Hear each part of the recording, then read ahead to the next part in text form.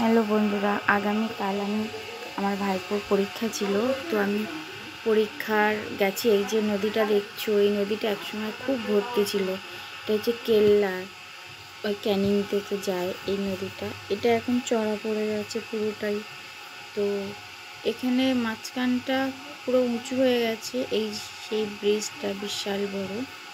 আমরা এখান থেকে 3 ঘন্টার জন্য বসে থাকতে হয়েছিল।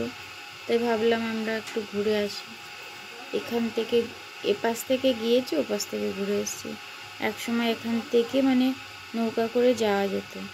এখন আর সেই জায়গায় মানুষ পায়ে হেঁটে যাচ্ছে, পুরোটা বন্ধ হয়ে গেছে। মাঝখানে চড়া পড়ে গেছে, দুই পাশটা উঁচু হয়ে গেছে।